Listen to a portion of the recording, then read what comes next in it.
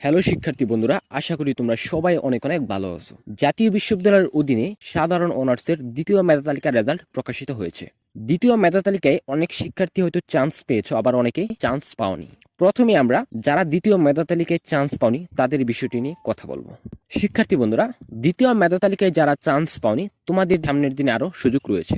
তোমরা চান্স পাবে না এরকম না, রিলিজ স্লিপে তোমাদের জন্য অনেক বড় একটা সুযোগ রয়েছে। তখন কিন্তু আরো বেশি কলেজে তুমি আরো বেশি বিষয়ে আবেদন করতে পারবে, যার কারণে তোমার চান্স পাওয়ার সম্ভাবনা বাড়বে। তাই যারা চান্স পাওনি, টেনশন করার কোনো কারণে তোমরা অপেক্ষা করো রিলিজ স্লিপের জন্য। রিলিজ স্লিপ প্রকাশিত হলে তোমাদেরকে আপডেট জানাবো, তার জন্য তোমরা অবশ্যই আমাদের চ্যানেলটি সাবস্ক্রাইব করে রাখো। এবং রিলিজ স্লিপে কিভাবে আবেদন করলে খুব সহজেই তোমার চান্স হয়ে যাবে সেই বিষয়টি নিয়ে তোমাদের জন্য আলাদাভাবে একটা ভিডিও বানিয়ে দিব তোমাদেরকে। তবে যারা দ্বিতীয় মেধা তালিকায় চান্স পাওনি, তোমাদের আর কিছু করার নেই, তোমরা শুধুমাত্র অপেক্ষা করবে রিলিজ স্লিপের জন্য। যদি তুমি কোটা থেকে থাকে তোমার, তাহলে কোটায় তুমি আবেদন করলে অবশ্যই তোমার কোটা মেধা তালিকায় তোমার মেধা তালিকা আসবে।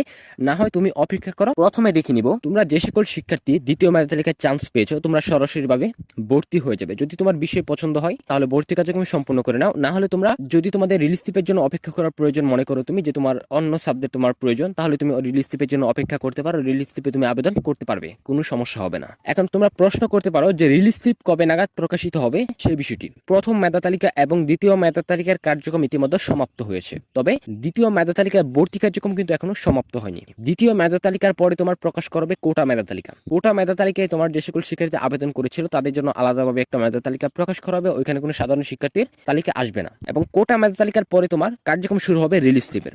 প্রথম রিলিজ স্লিপ এবং দ্বিতীয় রিলিজ স্লিপের আবেদন কার্যক্রম শুরু হবে। প্রথম রিলিজ স্লিপে তুমি প্রাথমিক অবস্থায় 5টি কলেজে একাধিক বিষয়ে আবেদন করতে পারবে। তখন তুমি কোন কলেজে কতগুলো, কোন বিষয়ের উপর কতটি করে আসন ফাঁকা রয়েছে সেই বিষয়টি তুমি দেখতে পারবে। দ্বিতীয় মেধা তালিকায় স্থানপ্রাপ্ত শিক্ষার্থীদের অনলাইনে ভর্তি ফর্ম পূরণের তারিখ হচ্ছে তোমার 18 তারিখ থেকে 28 তারিখ পর্যন্ত চলমান থাকবে। এবং দ্বিতীয় মেধা তালিকায় স্থানপ্রাপ্ত শিক্ষার্থীদের চূড়ান্ত ভর্তি ফর্ম রেজিস্ট্রেশন ফি 865 টাকা জমা দেওয়ার তারিখ হচ্ছে তোমার 21 তারিখ থেকে 29 তারিখ পর্যন্ত চলমান থাকবে। এবং কলেজ কর্তৃক দ্বিতীয় মেধা তালিকায় স্থানপ্রাপ্ত শিক্ষার্থীদের চূড়ান্ত ভর্তি নিশ্চয়ন করবে 21 তারিখ থেকে তোমার 30 তারিখ পর্যন্ত।